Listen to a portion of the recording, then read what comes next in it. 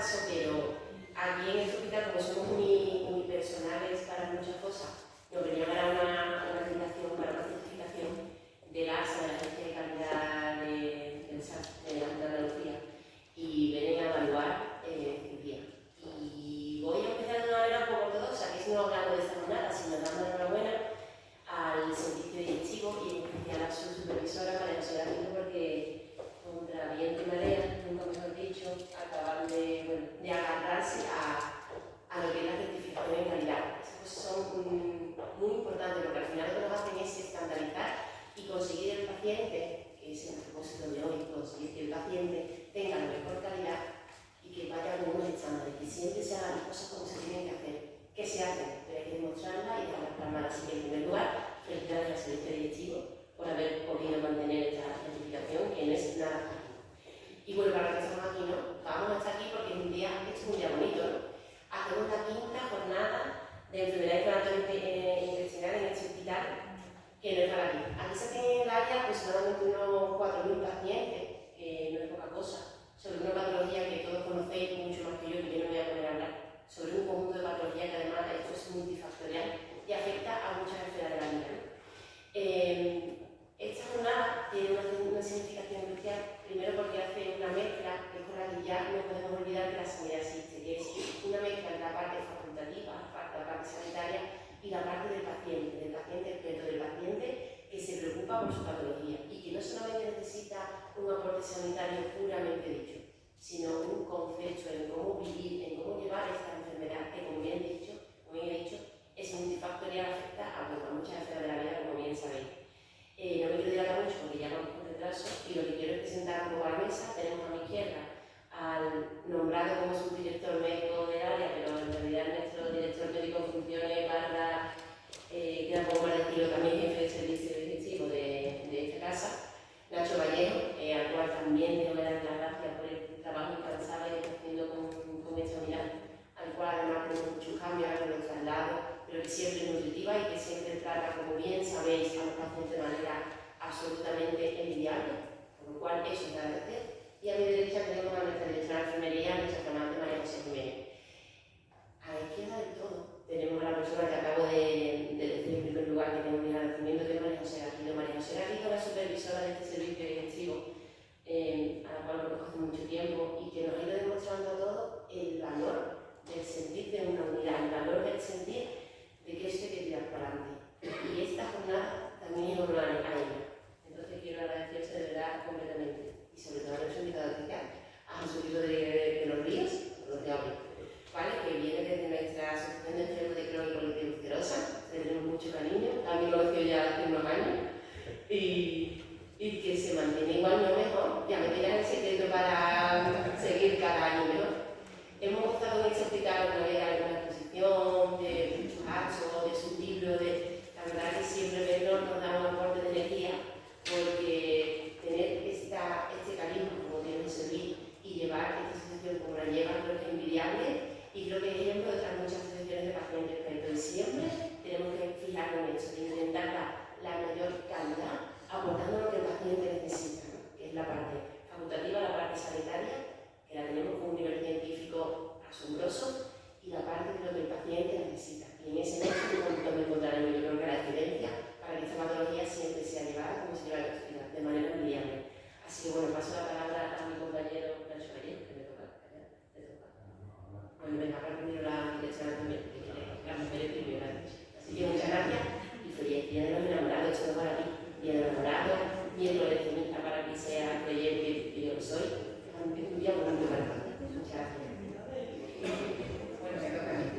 Yo os doy la bienvenida a esta quinta jornada de esta patología con la que yo tengo un vínculo, sabéis, especial, porque mi gran desarrollo asistencial empezó aquí.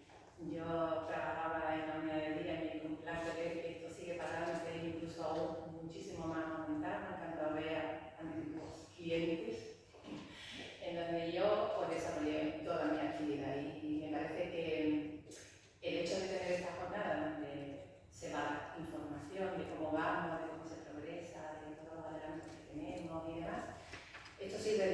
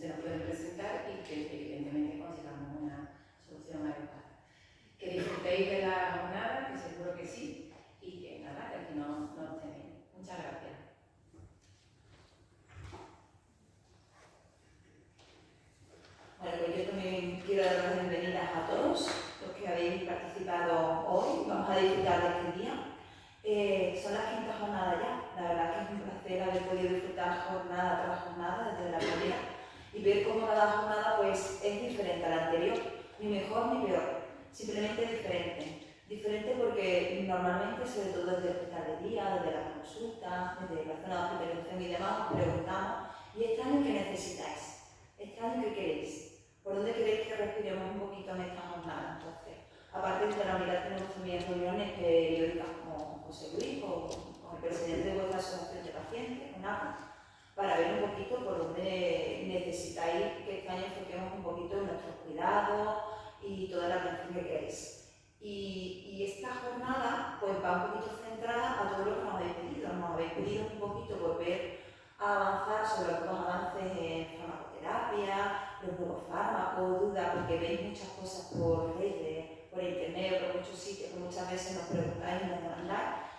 Otra cosa nos habéis preguntado mucho el tema de la introducción nueva dentro de las recuperaciones intestinales, que nuestros facultativos ya están formados, ya son expertos en este tema, están realizando el día y queremos también contaros con tranquilidad para que sepáis un poquito por qué esta nueva profesional que se nos está realizando y luego recordaros que todo lo que os puede ofrecer el hospital de día de digestión para vosotros. Nuestro horario, nuestra nueva enfermera referente inflamatoria, otra enfermera más referente en este tema para vosotros, experta en este campo y todas las cosas que podemos ofrecer, las consultas y todo lo demás. Y es un placer porque hoy es vuestro día, hoy no es el día del digestivo ni del hospital de Barnes, sino es el día de vosotros, los pacientes que tenéis este tipo de patología, Crohn, colitis ulcerosa, ¿vale? Es vuestro día porque hoy lo principal y lo fundamental de esta jornada es escucharos, que compartáis vuestra experiencia como pacientes expertos y que sepáis que seáis canales para poder transmitir vuestra experiencia a otros pacientes que a lo mejor están en un momento, en alguna fase de la enfermedad con muchas dificultades y les podéis ayudar muchísimo. Porque ya sabemos, por experiencia y está más que demostrado, que la transmisión de información entre iguales tiene un poder, una influencia y una adherencia mucho mayor que la que muchas veces nosotros como sanitarios queremos transmitiros y queremos daros los recursos necesarios para que podáis tirar para adelante. Entonces, animaros sobre todo lo que después vais a hablar, que no tengáis miedo, porque este es vuestro día, es vuestro espacio, lo que nosotros hemos podido reservar para vosotros, porque lo merecéis. Muchas gracias a todos. Bueno, yo voy a romper un poquito el protocolo y me voy a levantar, porque me parece que, como dice María José, un gesto simbólico de este día es acercarnos a los pacientes y ponernos en el mismo plano que ellos. A mí no me gusta el aquí, lo reservo a las autoridades. Creo que es mejor estar aquí con vosotros de forma un poquito más cercana y romper un poquito la dinámica, porque entiendo, y como dice María José, que este es vuestro día y que nos parece muy importante que vengáis, bueno, no solamente a que podáis tener información de nuestros expertos en vuestro campo, sino también para que nos ayudéis a trabajar juntos por mejorar por la asistencia que os prestamos, las necesidades que tenéis y la propia construcción del sistema. Yo creo que los pacientes y los profesionales tenemos que ir de la mano juntos en muchas cuestiones y bueno, y agradezco a Rocío que nos deje desarrollar y que nos lo preste hoy para que podamos compartir, como decía hoy María José, pues todo este ámbito de experiencias personales, de circunstancias, de cuestiones que queráis también compartir con ellos y de que trabajemos en una línea y en una dinámica de seguir juntos construyendo. Así que nada, no quiero robaros mucho más el tiempo, daros la bienvenida, esta de vuestra casa, en ese pasillo al fondo estamos, si queréis cualquier cuestión a lo largo de la mañana pues ahí estaremos, pero yo creo que vamos a tener seguro una jornada muy interesante y muy buena, aprovechando muchas de vuestras experiencias personales y vuestros conocimientos, que seguro que vamos a poder aprender nosotros, y por supuesto también la de los compañeros que han preparado mucha ilusión en esta jornada.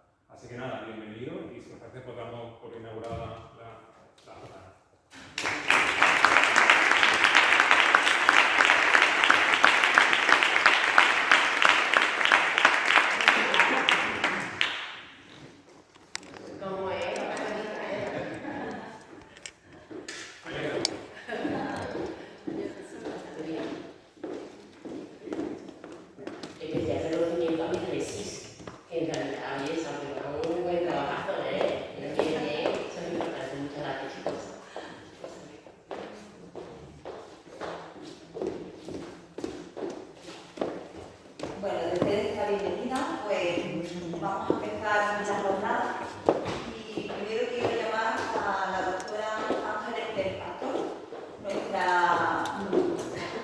una de nuestras directivas, que como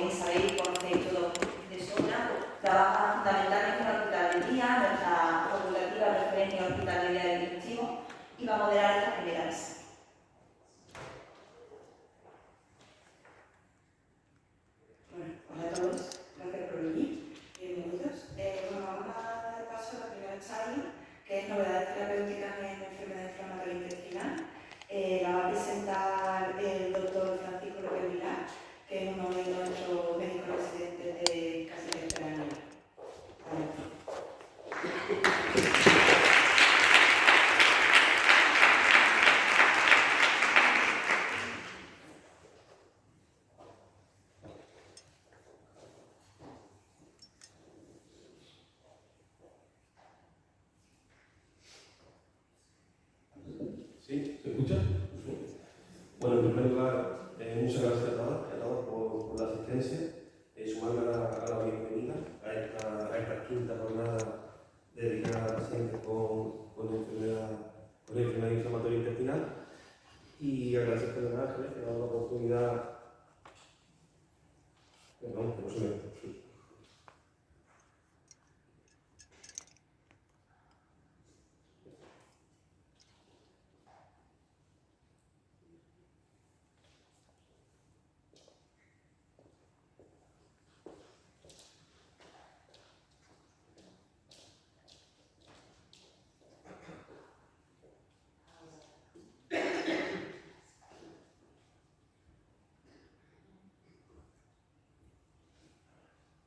Perdón.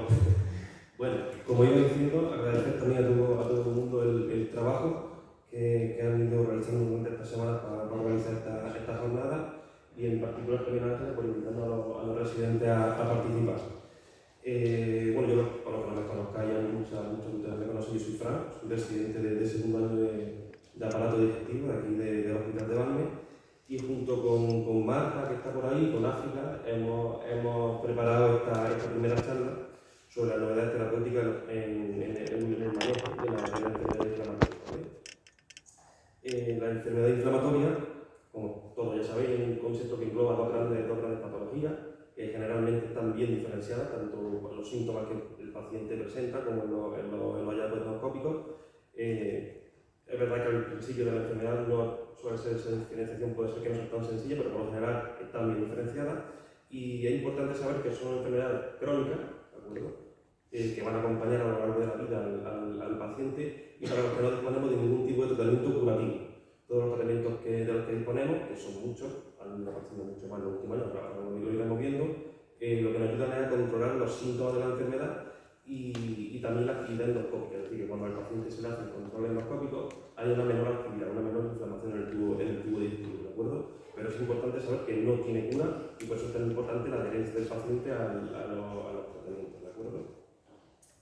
Antes de empezar a hablar de las principales novedades, sí que vamos a comentar de manera breve, porque esto ya se comentó en otra jornada, otro año, el diferente arsenal terapéutico de los que disponemos a día de hoy para hacer frente a la enfermedad inflamatoria, ¿vale? Para ello, si os parece bien, nos vamos a valer de esta pirámide, de este triángulo, que está de una manera, en cuya base tenemos fármacos que, por lo general, tienen un mecanismo de acción menos selectivo, tienen una mayor cantidad de efectos secundarios sistémicos y que generalmente lo utilizamos para el control de los aportes de actividad, ¿de acuerdo? Tendríamos en el primer escalón los aminosalicilatos, la famosa mesalazina, que ya muchos de ellos conocéis, tasa, que tiene varios nombres comerciales, que estarían indicados para el control tanto del brote como incluso de mantenimiento de pacientes con colitis ulcerosa leve, ¿de acuerdo? Leve. Son fármacos que tienen un efecto antiinflamatorio en la pared del tubo digestivo, pero sí que es verdad que en el caso de deporte moderado se requieren un poquito corto, ¿vale? Hay diferentes formas de presentación, tanto en oral, en forma de supositorio, de espuma, de enema, ¿de acuerdo? Si seguimos avanzando en esa pirámide, encontramos los corticoides, ¿vale? Los corticoides son fármacos que es importante recalcar que están indicados exclusivamente en el control del brote de la actividad, ¿de acuerdo? Son fármacos que tienen una gran cantidad de efectos secundarios si se toman a largo plazo y estarían indicados solamente en el brote bien moderado o grave tanto de enfermedad de Crohn como de colitis ulcerosa, ¿vale?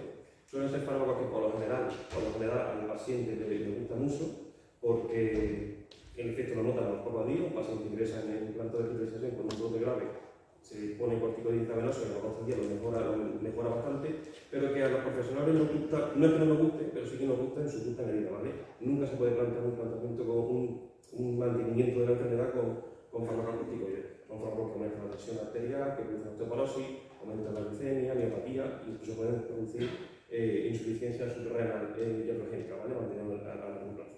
Se pueden administrar de forma intravenosa, la metilprednisolona, por ejemplo, que es lo que se utiliza en plantas de hospitalización.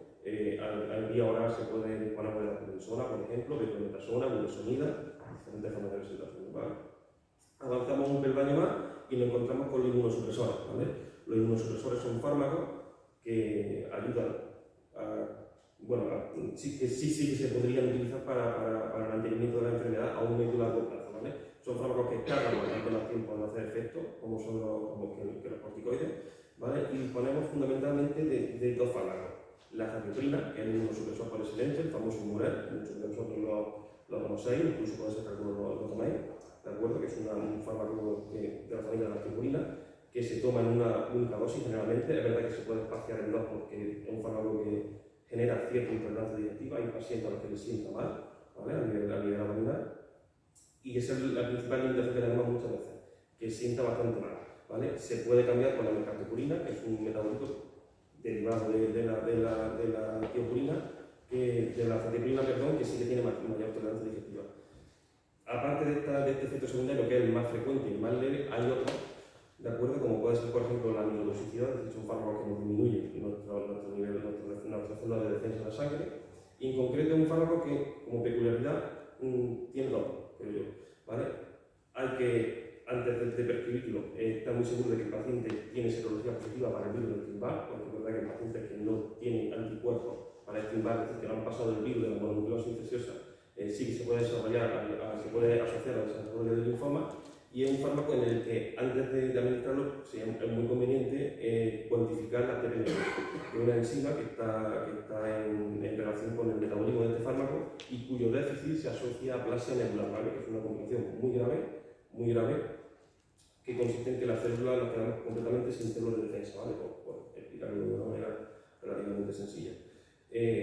Aparte de este fármaco, que es el inmunosupresor por excelencia, tenemos el metotrexate, ¿vale? Que es un fármaco que estuvo en boga hace bastante años para el control fundamentalmente de la enfermedad de Crohn y que últimamente es verdad que ha quedado un poco más relegado. Se administra siempre acompañado de ácido fólico, ¿vale? Porque es un antagonista del fólico, pero es un fármaco que se utiliza para el control de la enfermedad de Crohn en pacientes o bien que no tienen esa serología positiva para el Epstein-Barr, como decíamos, porque no se asocia tanto al desarrollo del linfoma, o bien para pacientes que tienen un antecedente neoplásico, ¿vale? De todos los inmunosupresores que suelen utilizar, el metotrexate es el menos oncogenio, ¿vale? El que menos capacidad tiene de inducir desarrollo de tumores. De hecho, es un fármaco que se utiliza para el tratamiento de muchos tumores. Y por último, en el último escalón de esta pirámide tenemos la joya de la corona, en el manejo de la inflamación, ¿vale? Como son los biológicos. Los biológicos son fármacos, el infliximab fue el primero que se empezó a utilizar, cuya aparición supuso una verdadera revolución en el manejo de la enfermedad inflamatoria. ¿De acuerdo? Son fármacos muy potentes, con un mecanismo de acción muy selectivo, muy seguro, con una eficacia más que completa, ¿vale? Generalmente con estos fármacos lo que hacemos es actuar sobre una molécula concreta del sistema inmune, ¿no? Contra los corticoides y los inmunosupresores tienen un efecto mucho más sistémico, ¿vale? Dentro de los fármacos que utilizamos en inflamatorio tenemos 5, ¿vale? Son 5 fármacos. 3 de ellos se englobarían dentro de los fármacos anti-TNF, que están dirigidos a la molécula TNF, que es una molécula que media la cascada de inflamación. Sería el infliximab, el primer biológico que apareció, el adalimumab y el golimumab, ¿vale? El infliximab y el adalimumab van tanto para Crohn como para colitis ulcerosa, y el golimumab, por contra, únicamente tiene indicación en la enfermedad, en la colitis ulcerosa, ¿de acuerdo? Tendríamos un siguiente fármaco, que sería el vedolizumab, que es un fármaco que está dirigido a una molécula, a una integrina, una molécula que presenta la membrana de los linfocitos, ¿de acuerdo? Y tendríamos el ustekinumab, que es un fármaco, un biológico, que iría dirigido contra dos interleuquinas, ¿vale? Dos moléculas que también intervienen en la cascada inflamatoria, que serían la interleuquina 12 y la interleuquina 23, ¿vale? Bien, después de todo esto que he soltado, que ya lo conocéis porque son fármacos que muchos de ellos, incluso los pacientes inflamatorios que están tomando, vamos a entrar ahora sí a hablar un poco de la novedad, ¿vale?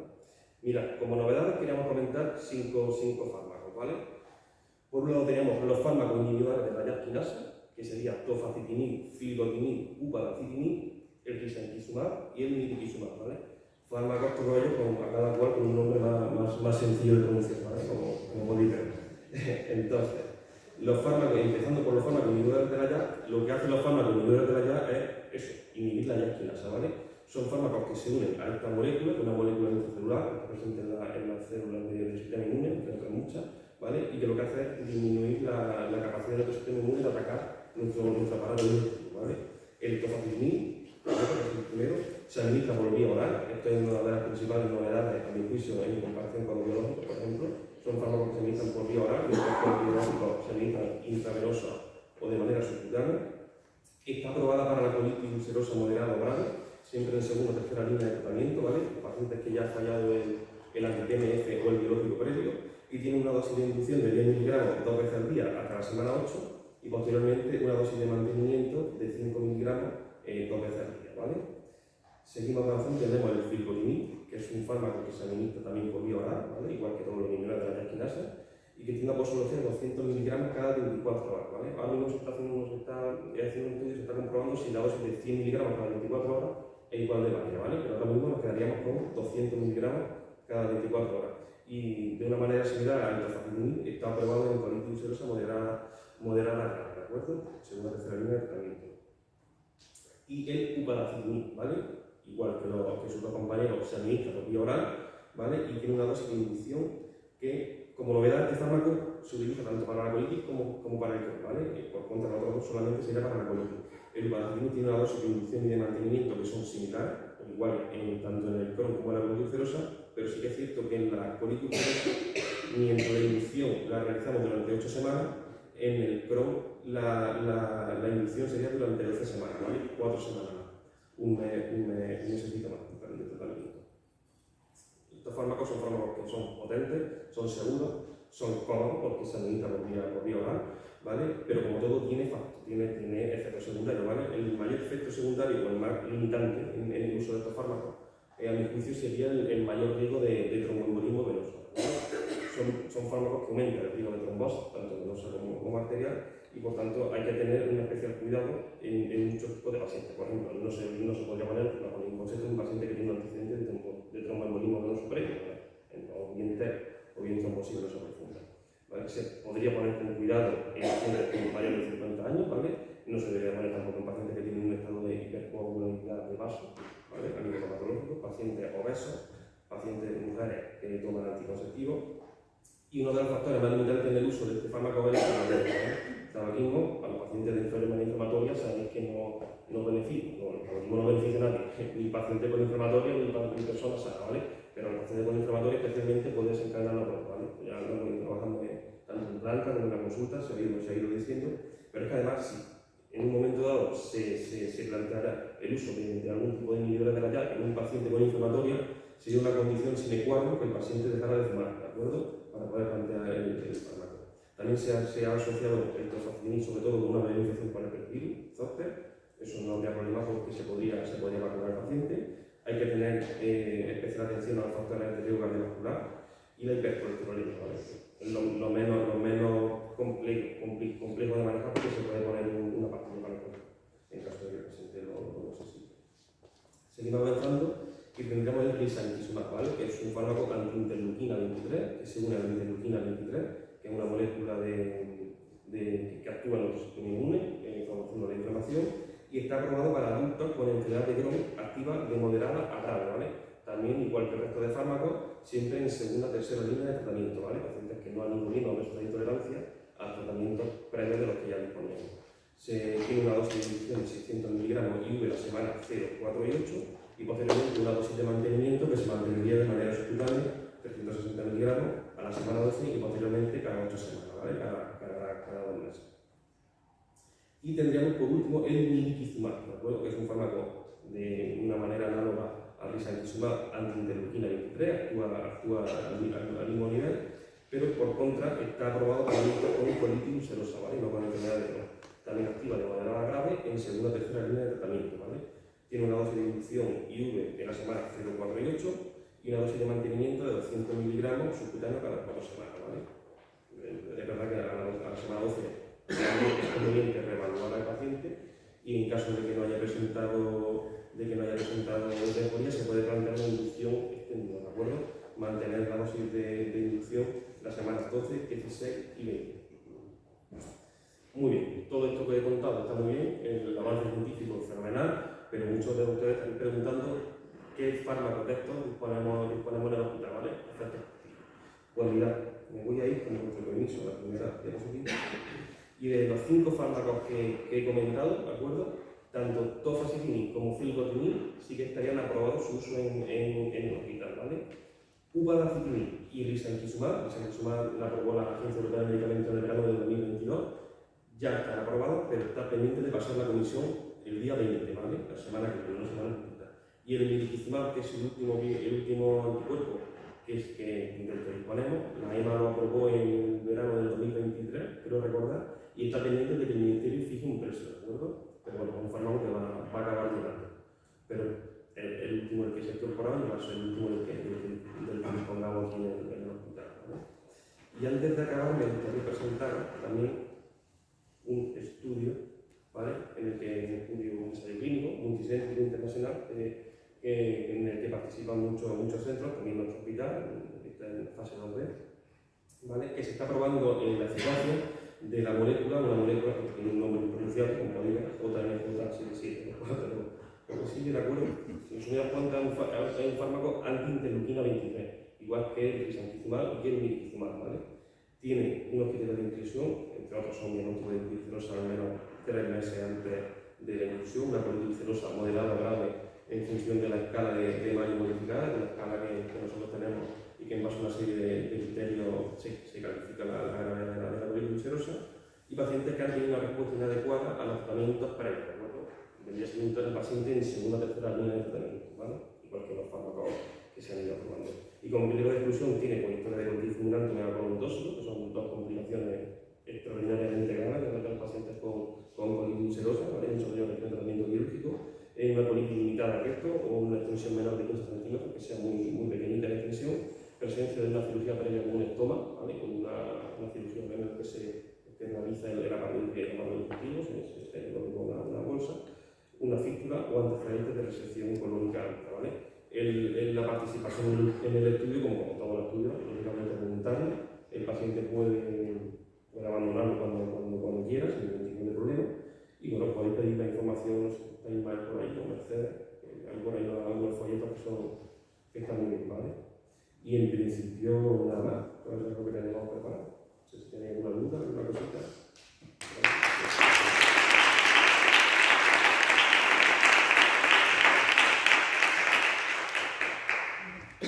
Yo dar la enhorabuena a Ana Marta de África por la organización de esta charla y a ti por la estupenda presentación.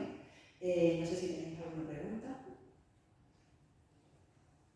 Bueno, a mí me gustaría destacar el tema de la importancia de los ensayos de participar en los ensayos clínicos, porque es de la única manera que tenemos de conseguir el desarrollo de nuevos fármacos, saber si son eficaces, saber si son útiles y por lo tanto conseguir pues, que tengamos un arsenal terapéutico a la hora de tratar la enfermedad.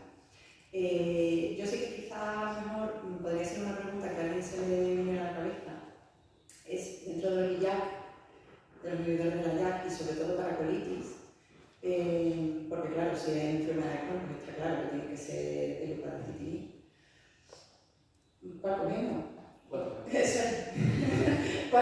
uno y por qué no otro? ¿De qué depende? Pues básicamente del criterio de eficiencia, es decir, del fármaco que sea, ante un fármaco que tiene un mismo mecanismo de acción, una seguridad similar y sirve para la misma indicación y controlar la enfermedad igual de bien, pues lógicamente es más eficiente, es decir, que tiene menor costo.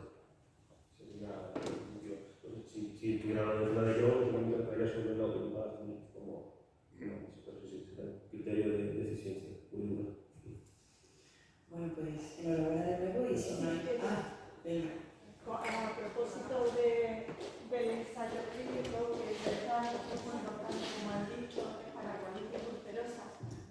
El ensayo es para colitis ulcerosa y animamos porque es uno de los primeros biológicos orales que vamos a tener en el mercado, que es muy importante porque hasta ahora distinguimos entre los tratamientos biológicos, que son moléculas, anticuerpos monoclonales que no pueden ir vía oral porque se destruyen en el aparato digestivo, y las pequeñas moléculas que son estos nodos de los que estamos hablando, que son medicamentos.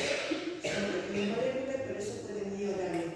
Ahora se está empezando a hacer los nuevos ensayos clínicos ya con biológicos vía oral, para ver la eficacia, cómo llegar y si podrían tener buen resultado y evitar que los pacientes dependan siempre de una vía parenteral.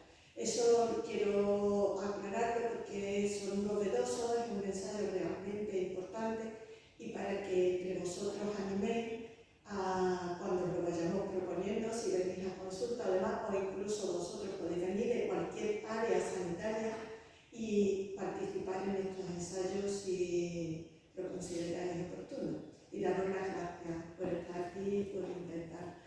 mejorar todo. Bueno, pues...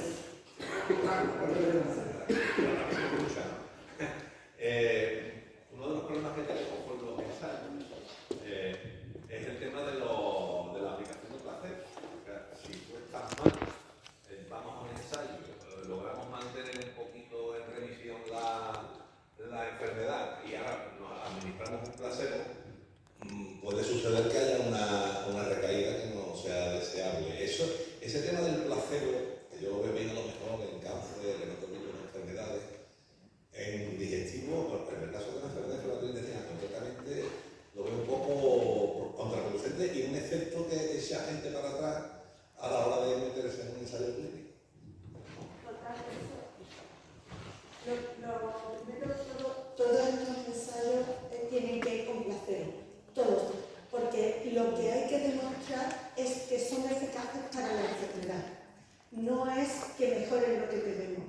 Nosotros lo que tenemos ahora mismo son una serie de tratamientos que con el tiempo van perdiendo eficacia. Los anticuerpos monoclonales porque son inmunológicos, porque estimulan anticuerpos, porque el cuerpo se va haciendo y pierden eficacia. Y lo que se necesita es tener más arsenal, más medicamentos. Lo que tiene que demostrar un fármaco es la eficacia frente al placebo. Luego, a la hora de poder elegir, están haciéndose muchísimos estudios de comparar un fármaco con otro. Los get-to-get, de ver cuál es mejor en este caso, en aquellos doble ciegos. Ya es más difícil hacer doble ciegos con este tipo de ensayos para demostrar que uno es más eficaz que otro. A mí como clínica lo que me interesa realmente es tener más y usarlo con cabeza y con criterio y adecuarlo a cada paciente, pero que si falla no esté la desesperación de ¿qué me queda? Entonces ese es el concepto de los nuevos fármacos. No es que el placebo tiene que ir incluido siempre porque hay que demostrar eficacia. En cuanto a este tipo de ensayos, es cierto que cada vez el placebo es menor, porque se hacen con esa idea diferentes líneas. Entonces se van introduciendo en diferentes dosis de inducción. El placebo antes que era el 50%, ahora pasa a ser un tercio. ¿Qué tenemos? Hemos tenido fracaso, luego en los ensayos que ya tenemos, cuando se ha abierto el doble ciego, precisamente el fracaso fue un paciente que entró en placebo, pero a las 8 semanas salió. No responde, sale, no aguantamos, no va, el paciente puede salir en cualquier momento y desde luego el criterio médico prevalece. No vamos a dejar a un paciente mal por mantener un ensayo. Eso que vaya por delante para todos vosotros. Pero los diseños aprobados en Europa, los diseños que estos estudios están aprobados por la EMA, están aprobados por la FDA, van con placebo porque es la única manera de demostrar eficacia. Bueno, pues si no hay más preguntas, enhorabuena otra vez. Gracias. Y vamos a pasar a la siguiente mesa. Bueno, ahora me gustaría llamar al doctor Enrique Brasile, que va a moderar la siguiente mesa.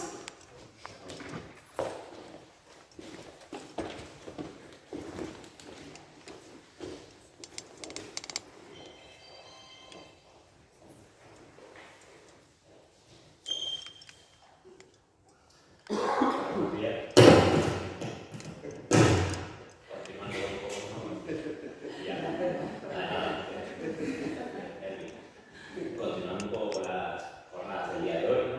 Aquí tenemos a la doctora Ángeles Pérez Pastor, miembro de nuestra unidad, que nos va a tratar un tema relacionado con la utilidad de la ecografía intestinal.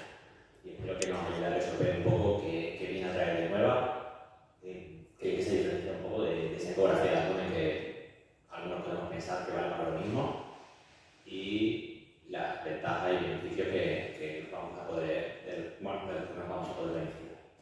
Adelante, Ángel. Buenas gracias a todos. Muchas gracias por venir otra vez. Yo quiero agradecer la invitación a esta jornada.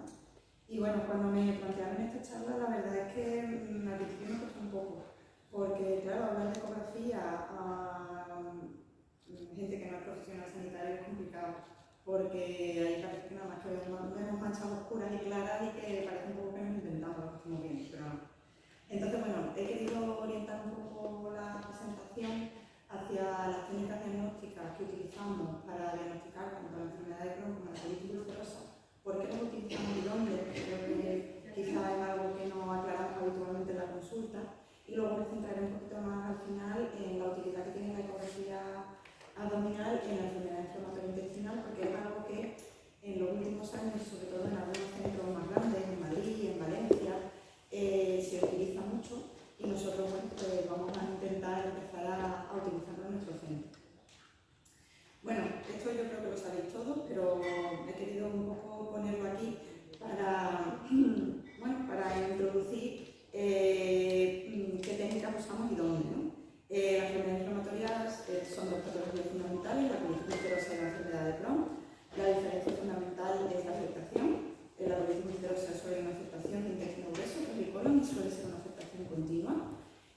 la enfermedad de Crohn, al contrario que la colitis ulcerosa, es una enfermedad que afecta a cualquier tramo del tubo digestivo, desde la boca hasta el ano.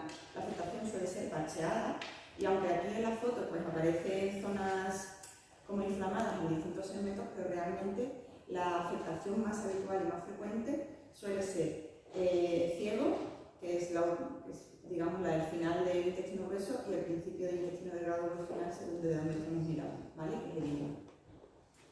Muchas veces la enfermedad de Crohn, como tiene una afectación inflamatoria mucho más profunda, puede dar lugar a comunicaciones, que son las fístulas, entre distintas asas del intestino. Y esto es una de las complicaciones que también siempre intentamos evitar.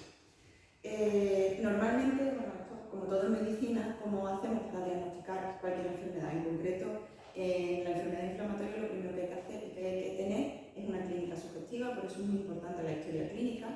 Luego solemos hacer pruebas analíticas que nos pueden orientar a que hay algo, pues que hay anemia, que hay una elevación de la calprotectina fecal. Todas son cosas que no son específicas para una enfermedad inflamatoria, pero junto con la clínica nos hacen sospechar. Y luego pues, podemos hacer pruebas endoscópicas y combinarlas con pruebas radiológicas. Pruebas endoscópicas lo sabéis todos perfectamente, porque aquí yo creo que de los pacientes que estáis, nadie ha dejado de hacerse una colonoscopia en algún momento de su vida. También podemos utilizar la cápsula endoscópica, y bueno, resonancia y ecografía. Entonces, bueno, pasando a las técnicas endoscópicas, que son fundamentalmente las más usadas en la colonoscopia, y la cápsula, pero sobre todo la colonoscopia, lo que nos permite es una visión directa del tubo digestivo. En concreto, la colonoscopia lo que vamos a explorar es intestino grueso, todo el colon. Podemos meternos también un poquito en el intestino delgado, en los últimos centímetros, pero no vamos a poder explorar todo el intestino delgado. Y con la videocápsula endoscópica exploramos intestino delgado. ¿Cuáles son las ventajas de la colonoscopia frente a otras técnicas? Bueno, ambas nos permiten una visión directa del tubo digestivo, pero con la colonoscopia podemos hacer una biopsia y realizar terapéuticas, como por ejemplo dilataciones de estenosis. Y también es muy importante la colonoscopia en el caso de la colitis ulcerosa para el cribado de cáncer de colon, por eso el tema de hacer las colonoscopias periódicas. Luego tenemos el TAC. El TAC son las siglas de tomografía axial computerizada y sobre todo lo utilizamos para detectar complicaciones, colecciones tipo acceso, que haya perforaciones, estenosis, obstrucciones. También tenemos la resonancia, bueno, en este caso aquí lo que veis es una foto de una enteroresonancia y lo que nos ayuda es a valorar sobre todo, aunque también nos valora muchas veces colon, pero sobre todo ver la afectación de intestino delgado y nos ayuda a valorar si hay actividad inflamatoria aguda o ya es residual crónica, ¿no? Y también para detectar complicaciones es muy importante, sobre todo fístulas y colecciones, también estenosis.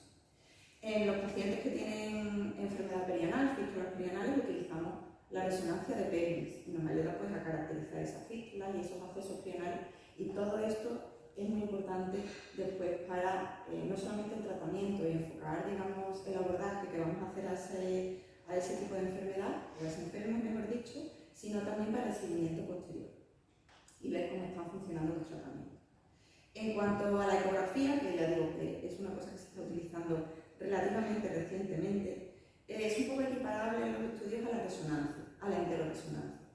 Y nos ayuda a determinar la extensión de la enfermedad, sobre todo en intestino delgado. También vale para intestino grueso, pero es más útil para delgado, y nos ayuda también, igual que la resonancia, a valorar la actividad inflamatoria. También se pueden ver colecciones, accesos, cremones, fístulas, estenosis. Ahora lo vamos a ver todo más detalladamente al final. Claro, ¿qué inconvenientes tienen todas estas pruebas? Pues eso es lo que pretendo un poco ahora revisar. De la colonoscopia, yo creo que el principal inconveniente actualmente es la preparación para casi todos los pacientes.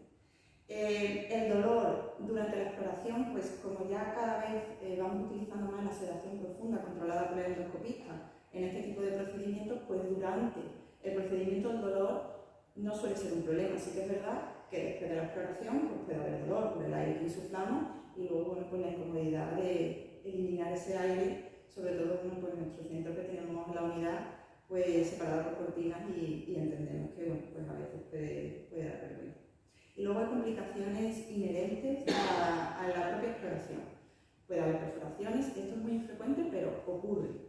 Hemorragias después después de extirpación de pólipos, síndrome por polipectomía, que es dolor y fiebre después de una colonoscopia con polipectomía. No es habitual, pero está ahí y son, en verdad, pues, pruebas que no están exentas de riesgo y por eso cuando las pedimos o cuando las realizamos, siempre intentamos que los beneficios o aquello que queremos conseguir superen a los riesgos, a lo que nos recomiendan.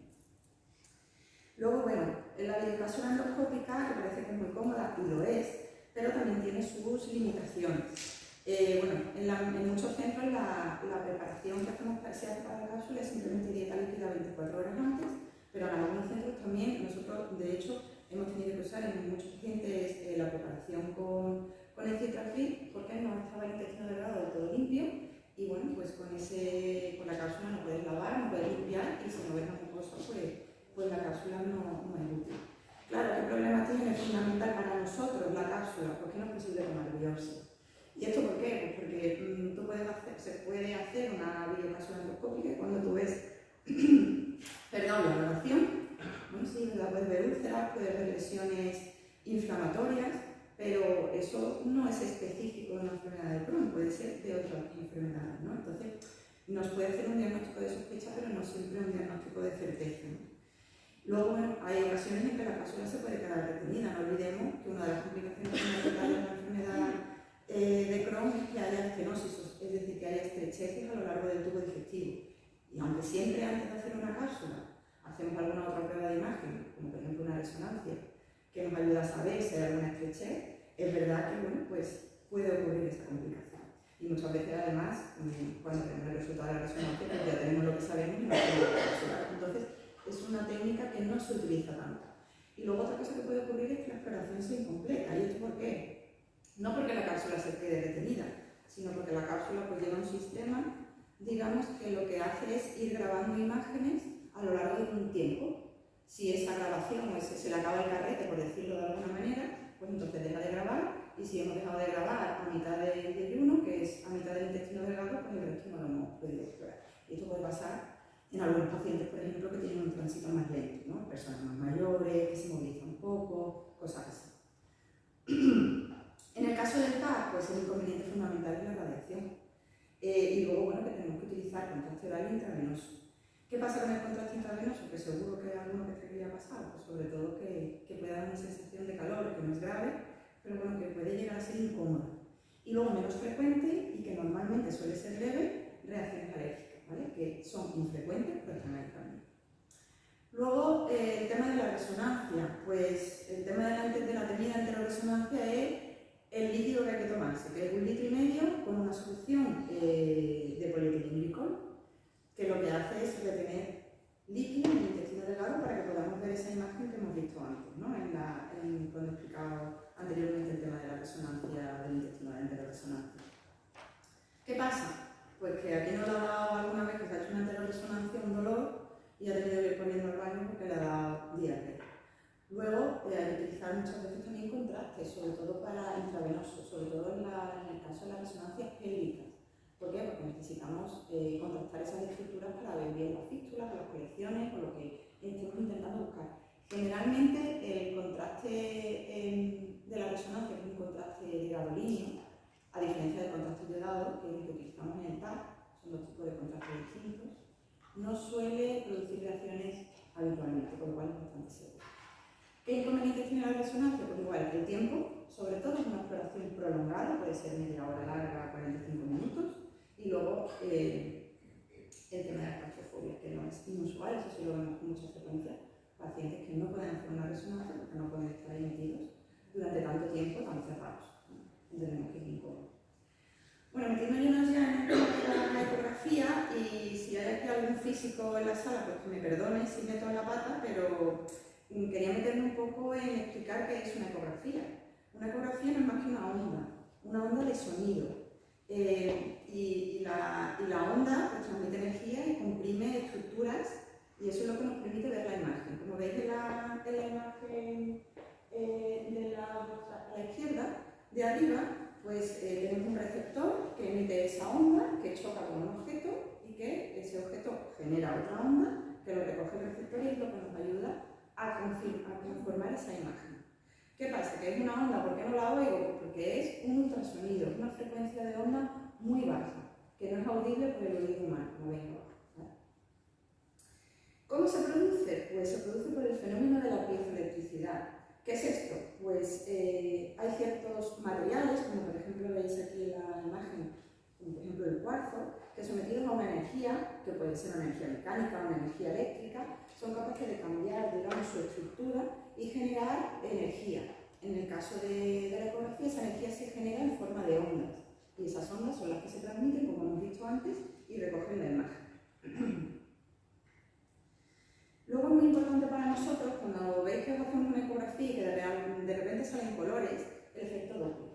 ¿Por qué? Pues porque eso nos permite saber si un flujo sanguíneo se está acercando o se está alejando del transductor. Y también nos permite saber la velocidad a la que ese flujo sanguíneo está moviéndose.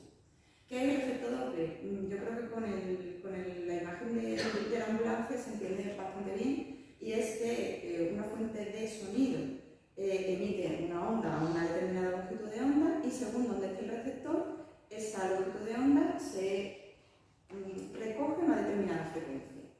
Entonces, si estamos más cerca de la fuente de sonido, vamos a escuchar el sonido más fuerte a una longitud de onda mayor, y si estamos más lejos, oímos que se aleja porque está a una longitud de onda menor. Y eso es el efecto. Y bueno, ahora os tengo que pedir otra vez perdón si hay alguien que sabe mucho de historia, pero me parecía muy interesante la utilidad de la ecografía a lo largo de la historia y cómo se ha ido. Una diapositiva, no quiero dar una chapa, pero me ha parecido interesante y he puesto aquí las cosas fundamentales, ¿no? Como veis al principio, a mediados del siglo XIX, ese señor que se llamaba Johann Doppler fue el primero que habló de los ultrasonidos, ¿vale? Sobre la teoría ondulatoria, y luego el efecto Doppler cogió su nombre. Luego en 1880, Madame Curie, que es muy conocida por el premio Nobel por el estudio de la radioactividad y del radio, también junto con su marido descubrieron el fenómeno de la piezoelectricidad. A primeros del siglo XX ya se genera o se organiza el primer generador, o se construye, perdón, el primer generador de piezoeléctrico, que permitía generar ultrasonidos y recogerlos. Y luego, bueno, pues una de las utilidades más conocidas del ultrasonido es el sonar, que se utiliza en navegación y se utilizó mucho en la Segunda Guerra Mundial por los submarinos y por los barcos para detectar objetos sumergidos. Ya en el año 1956, o sea, a mitad del siglo XX, no hace tanto, pues se empezaron a hacer ecografías y se empezaba a detectar la diferencia entre las lesiones quísticas y las lesiones sólidas, que para nosotros en medicina es fundamental, porque no es lo mismo una lesión sólida, que habitualmente es benigna, que una quística, que bueno, puede ser benigna o no, pero de diferenciar es muy importante. Luego, en el año 1959, este señor japonés por primera vez utilizó el efecto Doppler para determinar el flujo de arterias periféricas. Y luego, bueno, pues ya en los años 60 fue cuando se consiguió la primera imagen rudimentaria de un ultrasonido sobre la piel de un paciente. Bueno, pues ya metiéndonos en materia de la ecografía intestinal, ¿qué preparación tiene? Pues muy fácil, ayuno de 4 horas, nada más.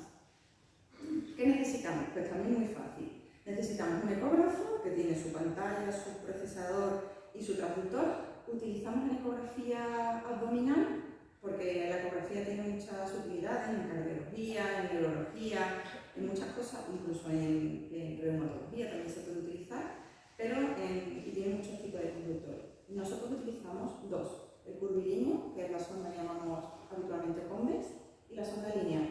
El curvilíneo lo que hace o utiliza un tipo de longitud de onda que penetra más profundamente en los tejidos. Entonces, cuando queremos ver algo más profundo en el abdomen, pues utilizamos la convex. Y cuando queremos ver alguna cosa superficial, utilizamos la lineal, porque penetra mucho menos, pero tiene mejor resolución de la imagen. También necesitamos una camilla, un gel de ecografía y alguien que se haga la eco y un profesional que sepa hacer la ecografía. ¿Qué técnica? Pues muy sencilla, poner el gel de eco, el traductor encima y hacer un barrido por toda la cavidad abdominal y buscar lo que estamos buscando, y una vez que lo encontramos, pues estudiar. ¿Qué ventajas tiene? Pues, bueno, pues que no es doloroso, que la preparación es muy cómoda, que el tiempo de exploración es corto, son 15 minutos aproximadamente, y que no tiene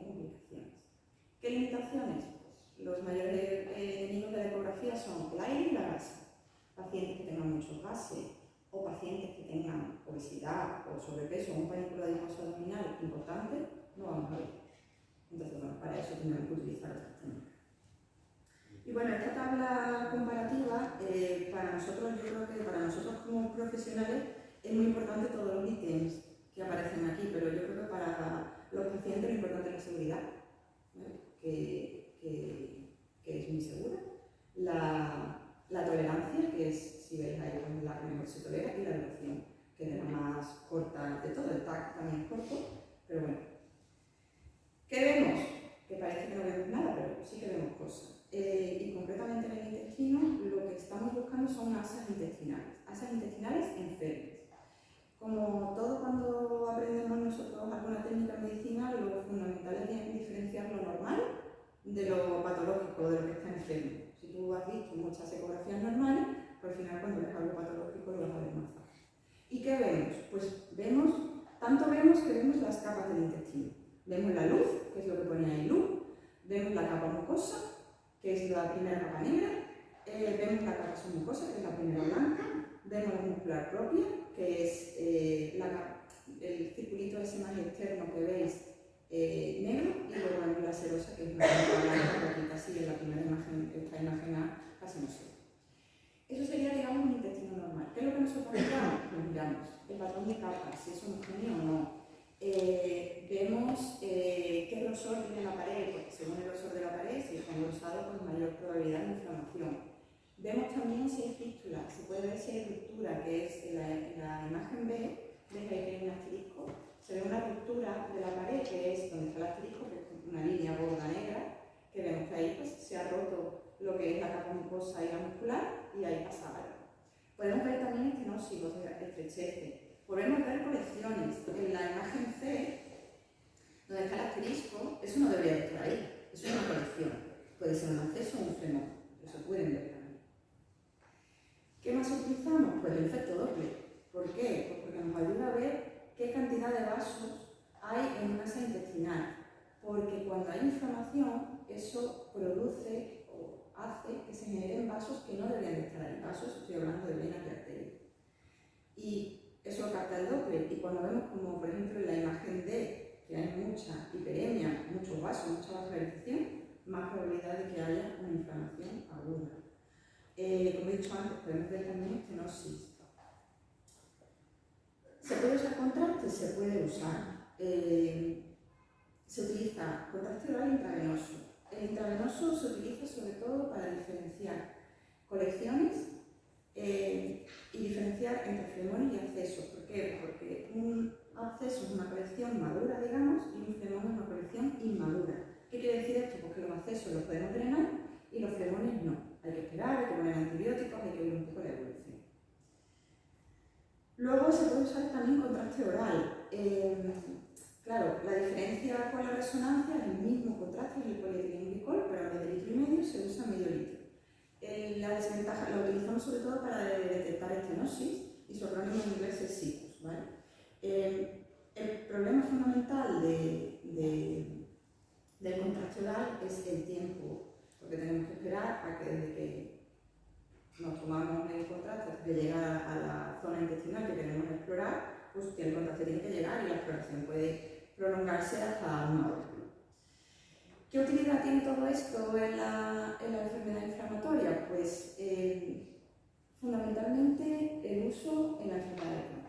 ¿Por qué? Porque nos puede ayudar para el diagnóstico y nos puede ayudar nunca sola, porque normalmente para hacer un diagnóstico de una enfermedad de Crohn o de una colitis, normalmente una sola técnica no nos vale. Normalmente suele ser combinación de varias cosas de la clínica. Entonces, bueno, nos sirve para ayudarnos al diagnóstico, para valorar la respuesta al tratamiento, yo creo que eso es muy importante, y luego para, una vez que hemos conseguido un tratamiento eficaz que controla o que hemos conseguido una curación que controla la inflamación, pues para el seguimiento posterior.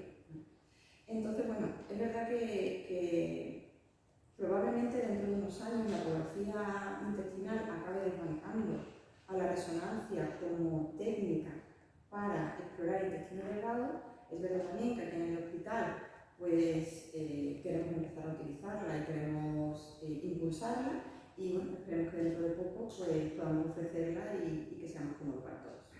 Muchas gracias.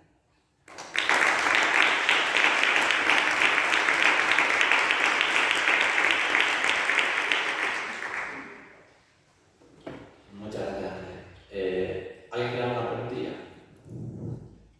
¿Gracias? ¿No? Bueno, yo tengo una, porque algunos aquí, los presentes, tendrán ellos mismos, sus familiares, colitis ulcerosa, y dentro del ROM cada uno tiene un patrón diferente, cada uno tiene unos síntomas diferentes, cada uno se comporta la enfermedad de una forma diferente. Entonces yo quería preguntarte, Ángel, ¿esta ecografía está enfocada en qué perfil de paciente, cuáles crees tú que se van a beneficiar más y si realmente se pueden hacer, ya aprovechando el tema, una consulta de acto único? Es decir, nosotros aquí en Palma cubrimos una ley geográfica muy extensa y hay pacientes que tienen ciertas limitaciones a la hora de venir al hospital. Entonces, aprovechando que tienen que venir a ver médicos, sí se podría en un futuro ir introduciendo esta ecografía intestinal para que no tengan que venir 2 veces. Es decir, por ejemplo, evitar que tengan que venir para una resonancia y aparte para la consulta. Vale, pues con respecto a la primera parte de la pregunta, sobre todo es útil para cualquier enfermedad inflamatoria. Pero sobre todo el GTQ, la guía de GTQ para profesionales, es muy enfocada hacia la enfermedad del Crohn. Podemos ver cualquier segmento que se afecta, ¿no? Pero sobre todo la ponen ahí como algo a utilizar cada 6-12 meses para el seguimiento del paciente en revisión con enfermedad del Crohn. Se puede utilizar para colitis, pero solamente nos sirve para ver el grado de inflamación que tiene el colon. Pero luego es verdad que para el cuidado de cáncer de colon pues no es útil la ecografía. Entonces ahí, bueno, pues sí hay que hacer la colonoscopia sí o sí. En el caso de la enfermedad de Crohn, pues es útil para pacientes con afectación, sobre todo intestinal, sobre todo fundamentalmente de hilo intestinal, y también para valorar la recurrencia postquirúrgica, es decir, pacientes operados que tienen pues, una agudización después de la cirugía y ver esa zona de anastomosis, o sea, donde está unido una asa intestinal con la otra. Y con respecto a lo de la consulta de acto único, un poco ya se está haciendo, un poco así, sin ser nada oficial, pero es verdad que yo que estoy mucho en la unidad de día, pues muchos pacientes que vienen, que ya pues allí se hacen su analítica, se ponen su tratamiento y además se les pasa la consulta, que eso lo hacemos todos.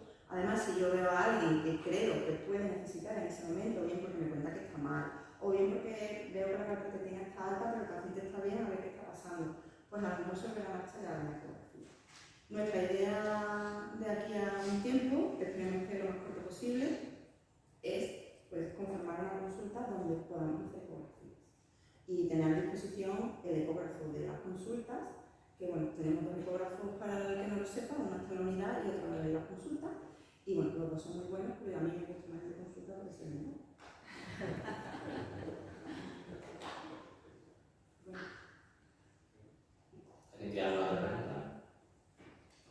Lo de la cápsula para la colonoscopia, porque yo tengo que hacer una colonoscopia que me la mandaste hace poco. Eso me estoy dando cuenta que no es muy efectiva la cápsula, ¿no? ¿La cápsula? A lo del Crohn sí me he enterado yo que vale, que más, pero para nosotros que tenemos colitis ulcerosa, en vez de mandar una colonoscopia, por ejemplo, para una revisión rutinaria, se puede mandar una cápsula, ¿no? ¿Es más cómodo, digo yo? ¿Es más cómodo? Es muy buena pregunta. ¿Por qué? Porque la cápsula que nosotros ahora tenemos disponible en el hospital es la cápsula de intestino delgado. Con lo cual no sirve para colitis ulcerosa, solo nos sirve para explorar intestino delgado. Es verdad que existe, por si lo ven en algún sitio, existe la cápsula de colon. Eso existe. Una cápsula que se toma y empieza a grabar cuando está en el colon. Esa cápsula la tienen muy pocos centros y es muy poco operativa, porque, por la preparación que tiene y porque no permite tomar biopsias. Y una de las cosas que nosotros hacemos en una colitis ulcerosa es la colonoscopia porque queremos tomar biopsias, porque muchas veces aparece displasia, que son células anormales que pueden ser precursoras de un tumor de colon, y si no tomamos biopsia, la mucosa puede estar normal, pero si no tomamos biopsia no lo vemos. Por eso es muy importante la colonoscopia. Entonces la cápsula, entre comillas, lo más efectivo es la colonoscopia. Eso es. Porque si hay que tomar biopsia. Efectivamente. La cápsula se hace, no se hace mucho, por ese mismo motivo.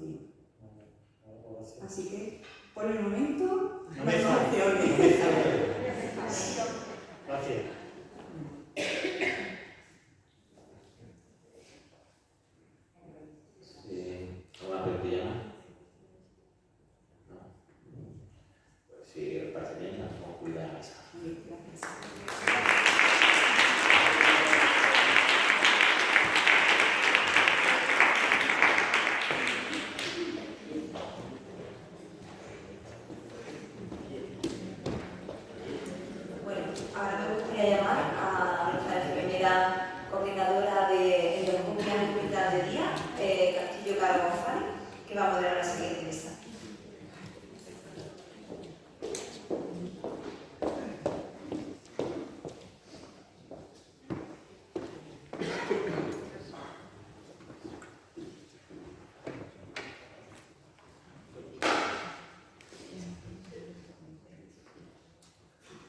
Buenas tardes a todos y gracias por venir. A continuación subirá a darnos una comunicación Gloria Navares, a quien muchos ya conocéis, es la enfermera referente actualmente de la unidad de día. La comunicación es sobre los cuidados enfermeros y la atención que se ofrece en el hospital de día del distrito.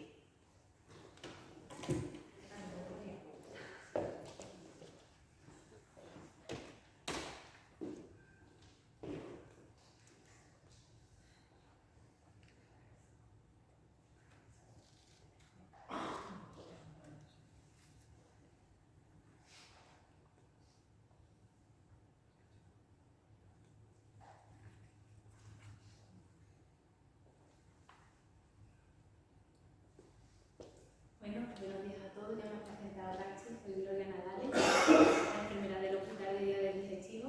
Entre nosotros también se encuentra Vanessa, que está ahí sentada, también forma parte de nuestro equipo, y otra compañera que está ahora mismo trabajando.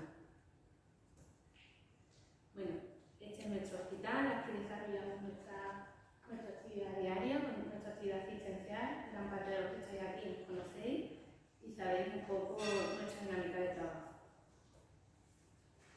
Con esta diapositiva aquí resumo un poco lo que voy a contaros a continuación. El Comité Semanal de Enfermedad Inflamatoria Intestinal. Me parece interesante nombrarlo como la primera diapositiva porque muchas veces en este comité es donde se decide el inicio de muchos tratamientos biológicos. Puede ser también el cambio de algunos de ellos, pero cuando los pacientes son vistos en consulta, se lleva al comité y se decide empezar el tratamiento.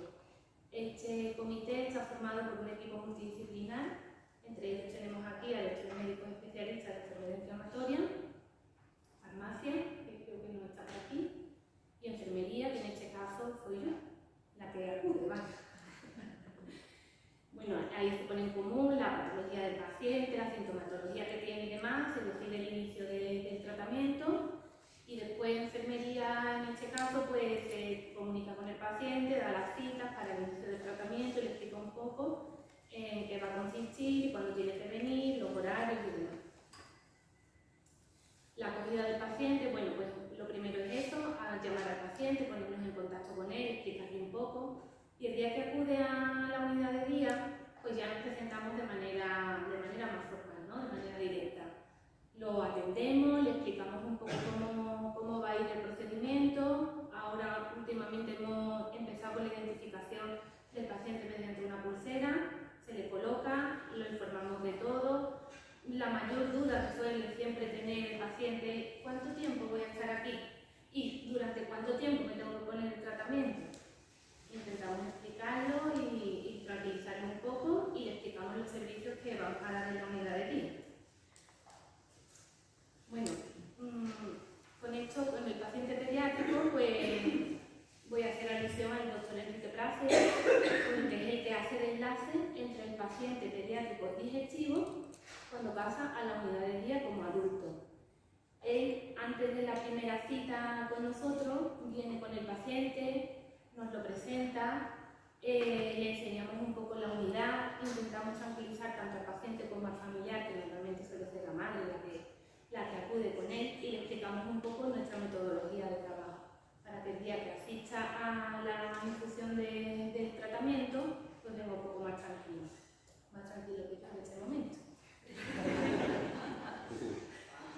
Después, bueno, pues hablando de, ya este sería el día de la cita, ¿no?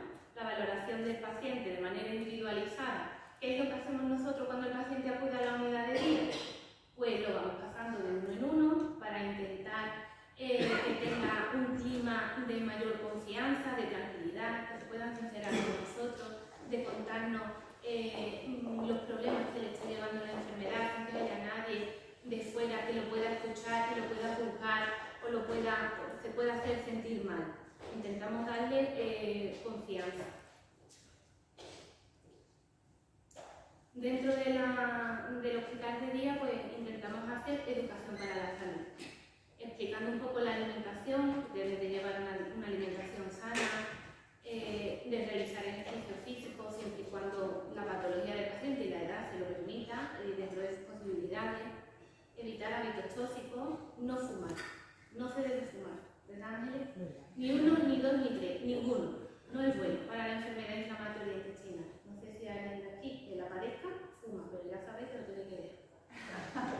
Es muy importante la adherencia al tratamiento, que es algo que hay algunos pacientes, sobre todo al inicio del tratamiento biológico, que no ven la gravedad de no acudir a la cita, de no venir, de poderlas cambiar por otra fecha o no le ven la importancia. Y entonces es muy importante esa adherencia, porque si no se lleva, después la enfermedad no se va a controlar de la misma manera.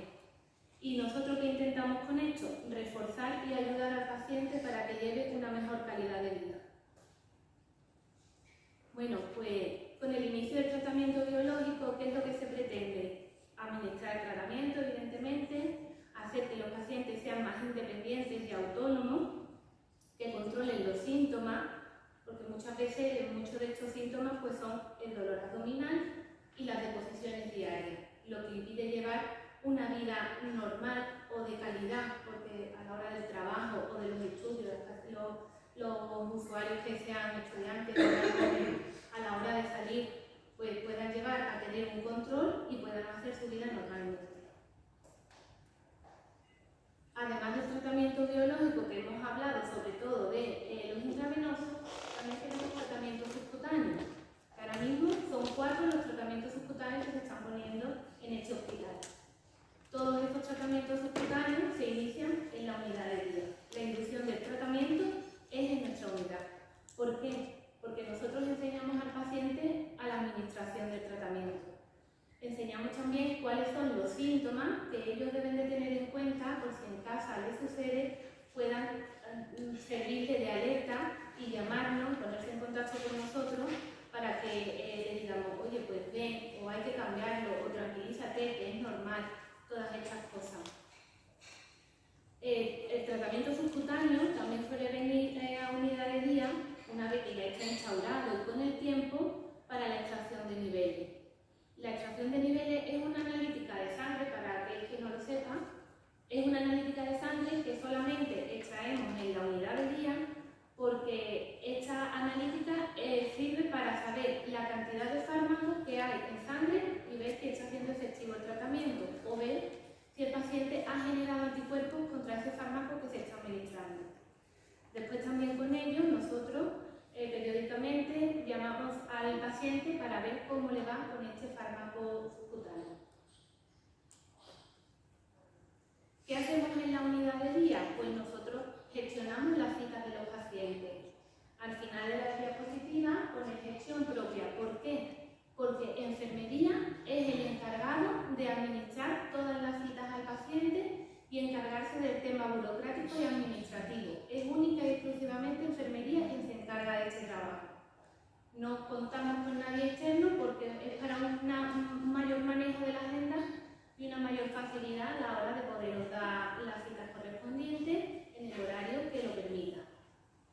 La agenda es flexible, intentamos que sea lo más flexible posible porque, bueno, pues muchos están trabajando, están estudiando, no pueden estar al día, tienen problemas y se intenta dar el día que el paciente puede para que haya una mayor adherencia al tratamiento, porque si imponemos una cita, después el paciente va a dejar de venir, porque no le va a interesar y entonces pues la enfermedad va a ir a peor.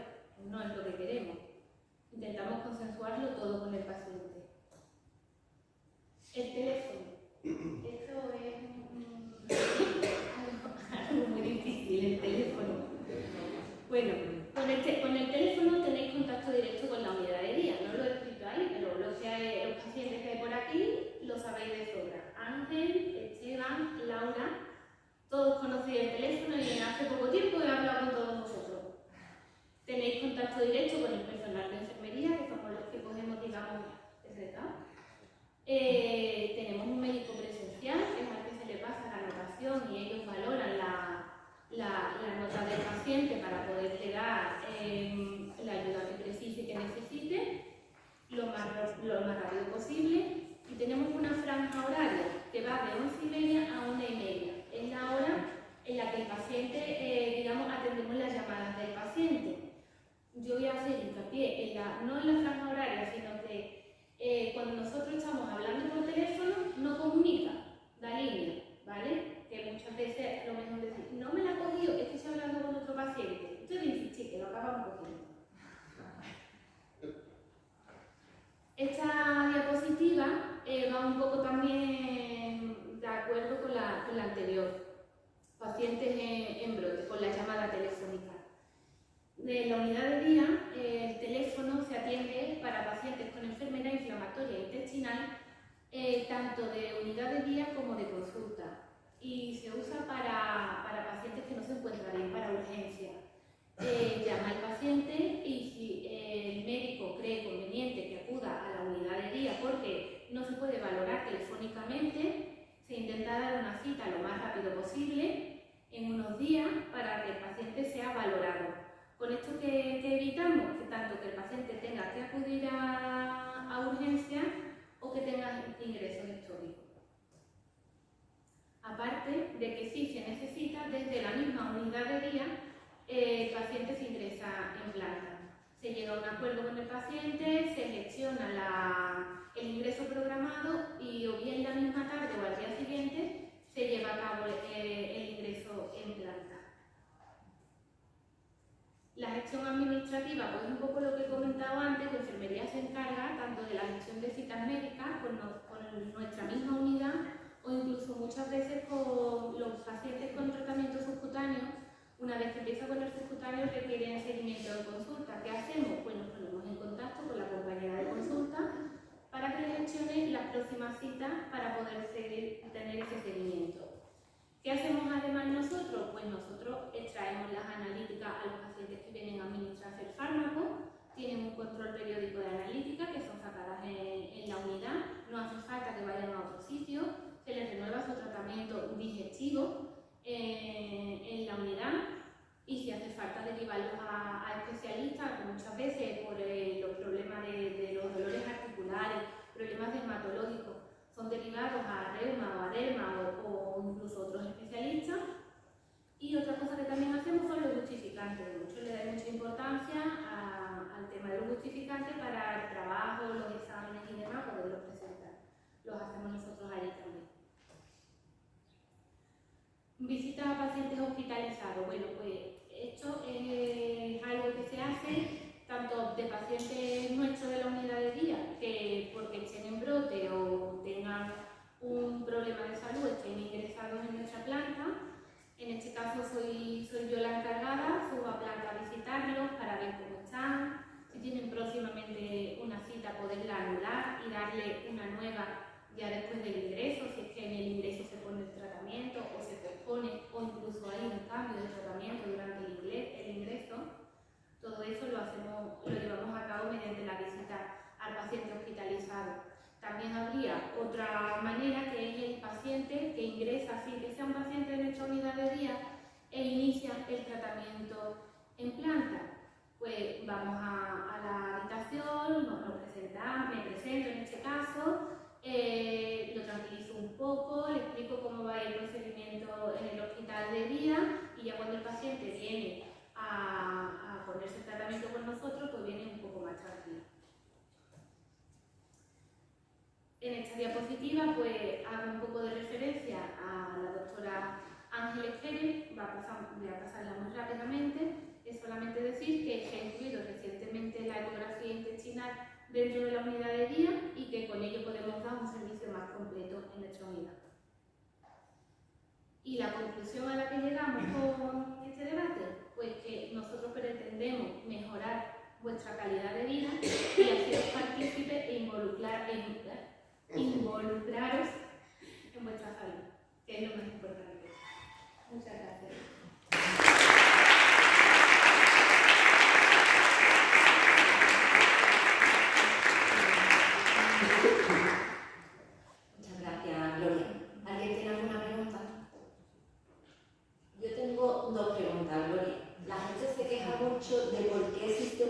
de la unidad de día y me gustaría que me explicases por qué ese horario y otra cosa, qué es lo que hacemos desde enfermería día a día y con los pacientes, no solo los que tienen paralización intravenosa, sino con los pacientes que tienen tratamiento subcutáneo, qué es lo que hacemos desde enfermería para asegurarnos de la mejor adherencia posible al tratamiento.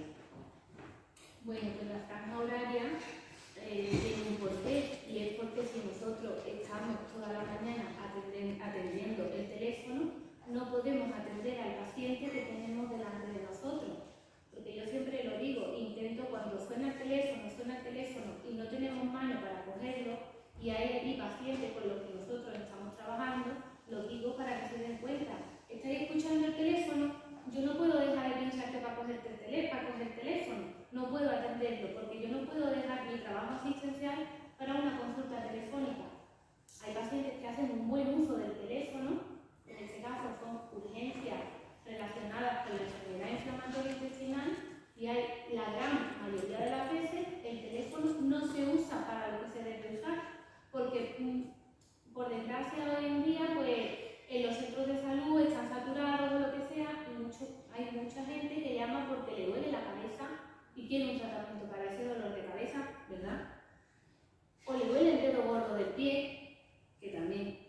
O quiere que le renueve la píldora anticonceptiva. Es que no son labores nuestras. Porque yo siempre lo digo, es que esto es digestivo. Entonces esto es para una urgencia digestiva. No lo podemos extrapolar a cualquier cosa que tú tengas. La respuesta es que es más fácil llamar aquí que ir al centro de salud. Sí, pero si yo atiendo el teléfono no atiendo a la persona que tengo delante. Entonces por eso es tan importante la franja horaria y tan importante hacer un buen uso, en este caso, del sistema sanitario que tenemos. Lo vamos a extrapolar a todo el mundo. ¿Y cuál era la otra? Es que me ha hecho una pregunta. La de ¿Qué es lo que hacemos día a día para asegurarnos de que los pacientes tengan la mejor adherencia? No solo los intravenosos, sino también los subcutaneos, pero que también hacemos lo llamamos por teléfono al paciente del tratamiento subcutáneo, fijamos fechas, la organizo en el calendario para que me salte con una consulta telefónica y poder seguir al paciente de que se ha administrado fármacos, si tiene alguna duda, cómo va, si viene pronto la cita en consulta, si tiene pronto niveles, por ejemplo, lo de por la tarde, sobre todo, se llama al paciente para recordarle la cita. Porque es que muchas veces, por ejemplo, ayer pues se dio un caso de una persona que no acudió, ni llamó, ni cogió el teléfono. Ya llegamos a este punto que yo, cuando una persona no coge el teléfono y no viene, yo ya sabía que esa persona no iba a venir, porque ya conocemos, más o menos se va conociendo. Por eso tanta insistencia en la adherencia al tratamiento.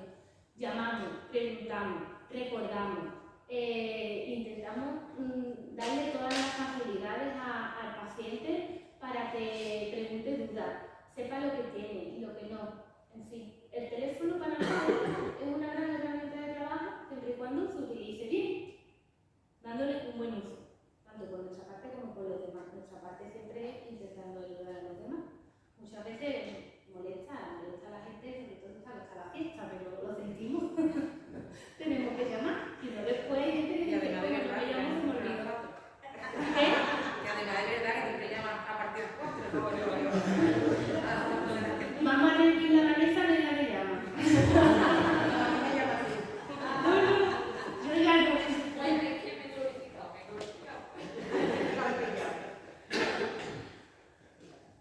Bueno, por si alguien tiene duda, el teléfono de la...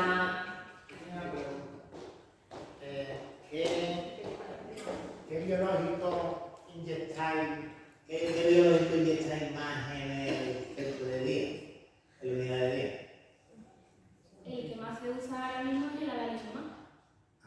Pero, bueno, perdón, he entendido subcutáneo. No, subcutáneo no, en el centro de día inyectado. El infliximab. Bien, es que tengo entendido que es el que más se pone, y también tengo entendido que hay subcutáneos, pero que todos los hospitales no lo... Bueno, pues este hospital es el que no lo tiene.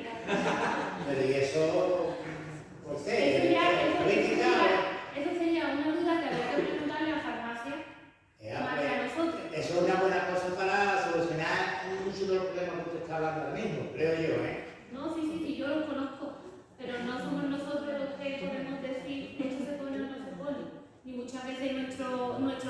que están insistiendo muchísimo en la administración del enfisema subcutáneo. Pero si desde... esto es todo burocrático, política y dinero. Entonces... Vale. Hablamos siempre. Voy a contestar yo en relación al enfisema subcutáneo. Efectivamente, tenemos la posibilidad de enfisema subcutáneo. El inconveniente es que el laboratorio que ha sacado el enfisema subcutáneo lo ha sacado a un precio que es significativamente superior, más del doble del enfisema normal, con los estudios que tampoco avalan que sea mejor. Si hubiera sido mejor el fármaco, en el sentido de que nosotros tenemos la posibilidad de doblemente intensificar el tratamiento y ese enfisema subcutáneo intensificado no ha llegado a superar a la doble intensificación que hacemos en el hospital de día. No obstante, lo que sí me puede decir que sería mejor para el paciente, efectivamente, y sería mejor quizás para el hospital también, porque los costes del enfermero, del material, si lo pusiéramos en una balanza, yo no soy gestor, pudiera llevar razón y efectivamente habría un beneficio, oye, no porque sea mejor, sino porque podríamos pagar dinero, pero son presupuestos diferentes y no está en nuestra mano, ni en la mano de enfermería ni en la nuestra, porque lo hemos intentado, no hemos reunido con farmacia y a día de hoy no lo hemos conseguido. ¿Qué estamos esperando? Yo sigo hablando todavía con el laboratorio a que abarate un poco lo justo para intentar buscar un perfil para poder intentar hacerlo, sobre todo porque entiendo que hay muchos pacientes que tengan problemas bien geográficos, bien familiares, bien laborales, que tengan cierta limitación para venir al hospital, lo entendemos. Eso es un problema del que somos conocedores y en el momento en el que lo dispongamos del fármaco, que ya disponen de él algunos otros centros, como puede ser Macarena o Bilbao o Almería, ¿no? Hay varios en Andalucía, todos aún estamos esperando ese momento. Cuando lo tengamos, pues seré yo el primero en saber. Gracias. Estoy totalmente de acuerdo con lo que ha dicho mi compañero. En nuestra clase estamos intentando que todas las personas que están llegando sean introducidas. Estamos en unos momentos que se sabe que hay que hacer coste de efectividad y los precios que los que vienen, siendo esta enfermedad una enfermedad con muchas cargas en el sistema sanitario, se tiene todo en cuenta. Aún así seguimos peleando porque aquí en sanidad no se puede tener solo en cuenta los precios. Evidentemente hay que valorar también calidad de vida, costes laborales, pérdidas de jornadas de trabajo, pérdidas de transporte. Todo eso pesa tanto para nosotros como para el paciente, aunque entre comillas solamente no pesara para farmacia. Es algo que nosotros seguimos peleando porque no podemos tener en cuenta solo un precio. Por otro lado, en lo que también tenemos la duda, y por eso tampoco hemos tenido una presión en que no mejora mucho la eficacia de lo que tenemos. No como con vedolizumab, que sí ha pasado eso, se ha introducido antes porque sí tiene demostrado que el subcutáneo puede mejorar al intravenoso. Entonces, en ese sentido, pues hemos conseguido antes que entre el subcutáneo, pero no estamos dejándolo porque para nosotros es importante, porque sabemos lo importante que es para muchos pacientes que rechazan la opción del infliximab por ser intravenoso. Y le implica mucho en su vida diaria, que es lo que hay que tener. Y todo eso, pues, seguimos trabajando. Gracias.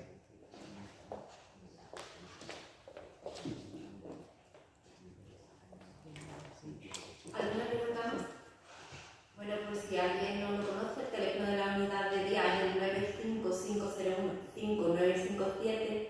Recordaros que es muy importante que respetéis el horario de llamada, que hagáis las llamadas correctas, que se hace también teniendo en cuenta la seguridad del paciente que tenemos en la unidad, porque las continuas interrupciones pueden hacer que cometamos errores y el que lo va a sufrir es el que está allí, el que está recibiendo la atención personal, ¿vale?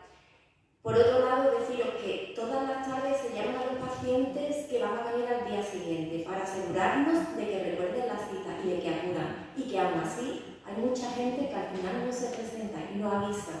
Tenemos muchísimos pacientes. Todos conocéis que estamos cada día más saturados porque cada vez hay más tratamientos biológicos intravenosos o no intravenosos, pero suerte están a vuestra disposición y que esa cita que se pierde la puede utilizar el otro paciente. Entonces, el que se avise es de agradecer, y más cuando se ha llamado la tarde de antes. Los pacientes que tienen tratamiento subcutáneo los llamamos constantemente. Cuando sabemos que le toca administrarse el tratamiento, si podemos lo llamamos el día antes para recordárselo, le hacemos un seguimiento, que es muy importante para nosotros el teléfono, pero es muy importante que por un lado y por otro lo utilicemos bien en el beneficio vuestro. Y creo que la doctora Cabello tiene algo más que decir. Al hilo de eso, solo os facilitamos casi todo el número de teléfono y solo recordaros eso, que es cambio en la situación de vuestra enfermedad. Son cambios para que no saturemos con otras preguntas que a lo mejor no vienen, como ¿me puedo dar láser? Que también la hemos recibido mucho y demás. Es un teléfono de respuestas médicas para cambios en la situación de vuestras enfermedades. Y que toda aquella llamada, habiendo un horario que llama para algo no importante, puede hacer que una llamada no importante no se pueda llegar a coger y que esa persona termine teniendo que acudir al servicio de urgencia cuando a lo mejor se lo podemos facilitar desde la unidad de día, le evitamos ese ingreso o se lo programamos todo sin pasar por urgencia. Que yo creo que todos los que han pisado una urgencia saben el caos y la cantidad de horas que tienen que echar. Que eso se llama en media hora o en una hora en una unidad de día y que directamente pasen a la planta cuando encontráis mal, yo creo que es muy importante. ¿Vale? Si no hay ninguna pregunta más, damos por concluido. Dime, Seba. Y esa llamada no se puede integrar, por ejemplo, no sé, un día específico de la semana, porque yo llevo ya años en la unidad de día. Y yo he presenciado que los médicos y la doctora me han agobiado, la enfermería me ha agobiado, la gente llamando, la doctora con el teléfono, llama otra vez. Allá vemos 9 pacientes sentados, que yo he llegado a ver reacciones también. Digo yo, esta llamada ya no está derivada a un día específico para eso nada más. Digo yo, porque allí vemos mucha gente metida. Y os veo ustedes más agobiados algunas veces, porque tenéis que estar mil cosas a la vez. Y la gente llamando y vamos que nos vamos. O sea que quiero ya no ver más refuerzo. La última vez que estuve con mi día, la semana pasada, pues yo estaba viendo, la doctora Ángeles, pues estaba atendiendo el teléfono, estaba con nosotros, y yo eso lo veo súper agobiado, ¿no? Y claro, no se puede estar 20 cosas a ver, lo que tú dices, puede haber errores, pero hay un error, yo he llegado a ver reacción ahí de oficina. Y claro, esta llamada, dejar al doctor y al doctor que esté con nosotros, tiene que estar con nosotros. Que, oye, que yo sé que yo también llamo por teléfono, pero poner un día específico para el teléfono y dedicaba a eso nada más. Pero claro, eso lo digo yo, pero me diría, bueno, es que no hay médico para eso. Te explico dos motivos. Uno es que el horario se ha puesto a partir de las 12 de la mañana aproximadamente para que la mayor parte de lo que son los tratamientos ya están administrados prácticamente, ya estáis terminando de esa administración y que se puedan responder ya lo que es la llamada y el médico tenga ya más facilidad de contestar. Y por otro lado, se hace todos los días porque tú cómo decides qué día vas a tener un brote de la semana. Si lo tienes un lunes y yo el lunes no te tengo llamada, tienes que venir a urgencia, pero si yo te tengo llamada disponible, a lo mejor te evito ese ingreso. Entonces es muy difícil de decidir. El que le pasa el fin de semana no tiene más remedio, pero el que le pasa de lunes a viernes, si se le puede dar respuesta, yo creo que es lo mejor para vosotros. Claro, y poner otra hora, a partir de la 1, claro, ya los médicos y los doctores ya no están a esa hora disponibles. No están en la tarde, hasta las 3 de la tarde sí están, y están respondiendo llamadas. Pero a esa parte te contesto. El teléfono de 11:30 a 1:30 contesta enfermería y toma el recado. Los médicos pasamos a llamar a los pacientes a partir de esas horas, no a la hora que estamos atendiendo al personal que está allí. Al personal que está allí lo atendemos conforme llega, vemos los tratamientos, si hay una reacción es inherente al tratamiento, no a que haya habido una distracción, y lo vamos atendiendo todo lo que sucede en hospital de día. Y cuando eso está solucionado es cuando nosotros recibimos las llamadas que ha habido, las estudiamos, entramos en la historia y volvemos a llamar. El paciente no habla con el médico en el momento de llamar, sino el paciente devuelve la llamada, el médico devuelve la llamada cuando está en situación de saber la situación de ese paciente y centrado en ese otro paciente. Es cierto que ahora nos veis porque estamos saturados. Como podéis ver, la situación ahora de 5 médicos en la inflamatoria hemos quedado 3. 3, claro. Y eso lo podemos extrapolar a todos. Y enfermo cada vez más. Efectivamente. Esta es una de las cosas que Sí, hay bueno. que decir, que dirección se ha marchado, la carga que tenemos asistencial es cada vez mayor. No damos alta, evidentemente, porque a cuál de nosotros podemos dar un alta. Ya. Y tenemos que ir atendiendo. Intentamos sistematizar lo más posible, pero tenemos los medios No, y sí. hay personal que Sí, yo rompo una lanza. Yo rompo una lanza por ustedes. Yo sé que estáis muy agobiados, porque antes había 5 y ahora hay 3. Pero el enfermo hay más. Hay que distribuirlo. Claro, tened en cuenta que este hospital de día creo que debe ser el único en la provincia de Sevilla que tiene médico. Los demás no. En Macarena no hay médico que atienda ni un paciente de hospital de día, ni en Virgen del Rocío. Solo hay enfermería. El paciente no tiene un médico con el que hablar. Solo aquí, por las peculiaridades quizás en nuestro área, se instauró. Ese día es una consulta más que ofrecemos nosotros. Una consulta diaria a un grupo de pacientes especiales. O sea, más carga inflamatoria, más tratamiento y no haceros venir a consulta. Aprovechar. Todo eso es un esfuerzo que este hospital ha hecho en colaboración con ellos y hemos ofertado algo que yo te digo que no pueden deciros en ningún otro centro. Casi somos el modelo que tendrían que venir. No, sí, es un 10 el trato que tiene que, vamos, por lo menos yo, pues, y lo que veo cuando yo voy, claro. Con los doctores, con la doctora, con la enfermería. Eso es innegable. Claro, yo sé que hay una saturación muy gorda. Eso, que tú no puedes hablar por teléfono, pero a lo mejor con compañeros gestionamos, pero que a los pacientes telefónicos los empezamos a llamar a partir de la 1, cuando ya hospital de día estaba. Yo por la parte que me toca y agradeciendo siempre el reconocimiento de la labor, porque yo sé, para mí personalmente es muy importante. Es verdad que en la unidad el teléfono es muy conflictivo por todo esto que estamos hablando, pero la atención siempre intentamos que sea lo más individualizada y lo más importante, que sea lo mejor para la persona que estamos atendiendo. Entonces es verdad que la unidad de día, en concreto el médico que está en la unidad de día, no solo ve a los pacientes. En un mundo utópico en el que fuéramos en la unidad 10 médicos, probablemente nos podríamos repartir de otra manera. Pero ahora, por desgracia, y tal como está el servicio, pues tenemos que dar un poco de empujón. Entonces, para que entendáis, cuando ponemos el teléfono, una de las labores que tenemos también los médicos que estamos en la unidad de día es que respondemos las interconsultas de otras especialidades de pacientes que están ingresados. Sí. Que no son pacientes de inflamatoria, son pacientes de digestivo o que tienen algún problema digestivo pero que pueden tener ingresado en cardiología o en neuro. Y eso muchas veces genera, por nuestra parte, llamadas telefónicas para hablar con el neurólogo, para hablar con el hematólogo, para solucionar un problema de un paciente que está ingresado a cargo de otra especialidad. Eso normalmente lo hacemos una vez que ya no estáis en la unidad, por eso parece que hemos terminado la 1, pero no hemos terminado la 1. Terminamos mucho más tarde. Y luego respondemos las llamadas, es verdad que yo personalmente las llamadas las intento filtrar un poco.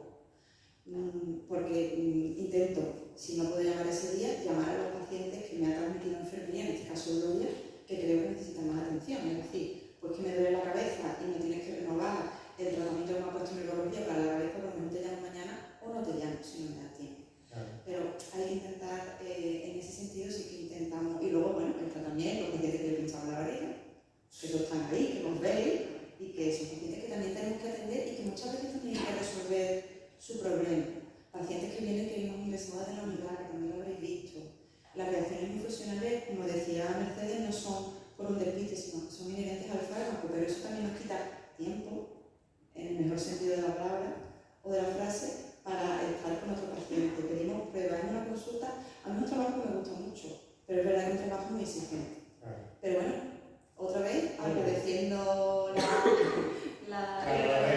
cada vez más pacientes y menos médicos. Efectivamente, ojalá cambie. Pero bueno, nosotros lo único que podemos hacer es todos los días demasiado a 6. con con nuestra mejor intención y trabajar lo mejor posible. Demasiado para ser. Pero bueno, y así, perdón, pero ya termino, me voy. Y luego también quiero agradecer mucho la labor de enfermería, que es algo que no solemos hacer habitualmente, pero nosotros como facultativos, sin ellos no podríamos trabajar. Y sin ellos no podríamos hacer muchas de las cosas que hacemos. Porque es verdad que muchas veces la relación que tiene el paciente con la enfermera es mucho más estrecha que con el médico. Y ellos nos cuentan cosas que a nosotros no nos contáis. Y eso también nos ayuda mucho. Así que bueno, quería decirlo aquí públicamente.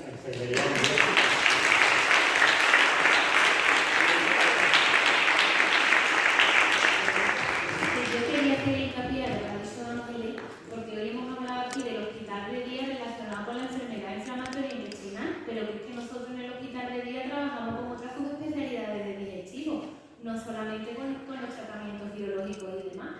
Vienen otros pacientes para paracentesis, transfusiones, flebotomía, etcétera. Entonces, claro, el espacio que nosotros tenemos lo tenemos que dividir para todos esos pacientes. Por eso vosotros nos veis liados, pero no solamente con la infusión de vuestros fármacos, sino con otras muchas cosas más. Y gracias, Ángel.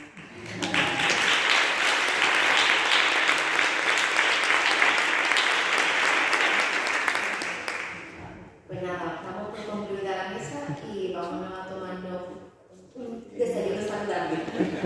Una cosita antes de ir. Voy a explicar un poquito la pausa saludable. Hemos intentado cuidar algunos